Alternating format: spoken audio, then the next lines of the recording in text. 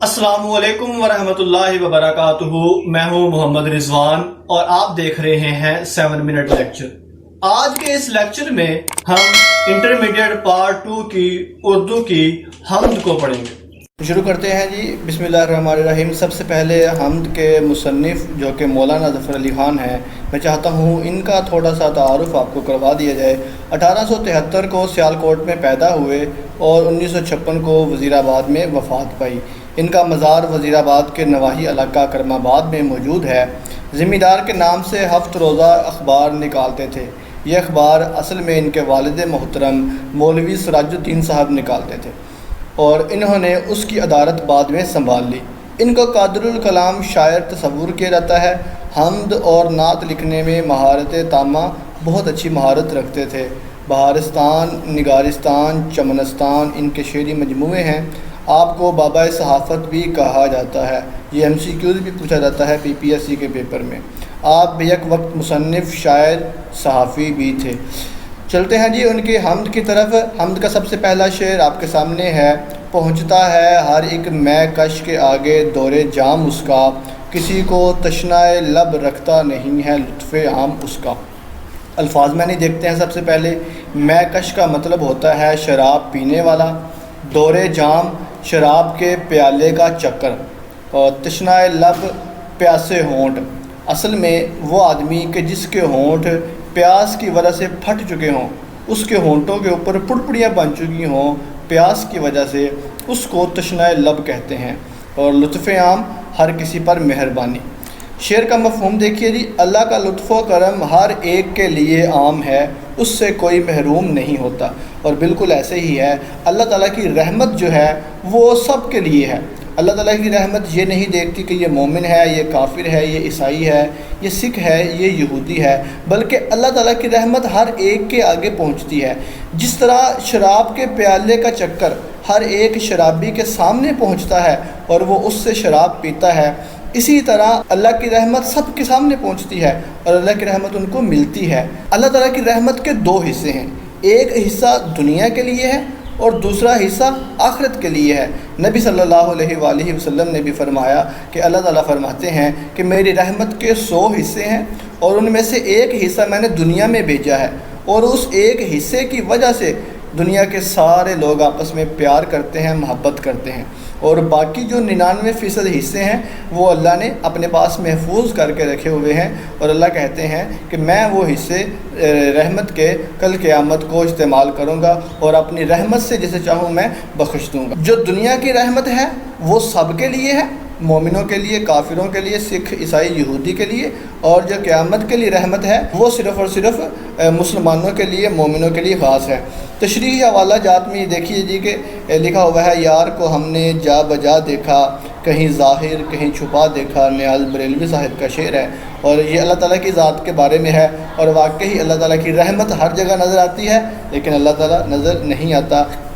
اور اللہ تعالیٰ فرماتے ہیں نحن اقرب الیہ من حبل الورید، سورۃ قاف کی آیت نمبر 16 میں، ہم انسان کی شارگ سے بھی زیادہ قریب ہیں۔ تو اللہ تعالیٰ کی رحمت سب کے لیے عام ہے، کوئی اللہ تعالیٰ کی رحمت سے محروم نہیں ہوتا۔ چلتے ہیں جی دوسرے شعر کی طرف۔ گواہی دے رہی ہے اس کی یکتائی پہ ذات اس کی، دوئی کے نقش سب جھوٹے ہے سچا ایک نام اس کا۔ یکتائی، واحد ہونا، اکیلا ہونا، دوئی، دو ہونا۔ اللہ تعالیٰ کی ذات اپنے اکیلے ہونے کی گواہی دے رہی ہے، دوئی کے سارے نشانات جھوٹے ہیں، صرف اسی کا نام سچا ہے۔ اور یہ بہت بڑی بات ہے، یہ بہت اہم بات ہے کہ اس پوری کائنات میں ایک خدا ہے۔ وہ کیا شعر ہے کہ ذرا سوچو تو کیا ہوتا، ذرا سوچو تو کیا ہوتا جو فرقوں کا خدا ہوتا، بٹے ہیں لوگ اب جیسے خدا بھی بٹ گئے ہوتے، مٹے ہیں لوگ اب جیسے خدا بھی مٹ گئے ہوتے۔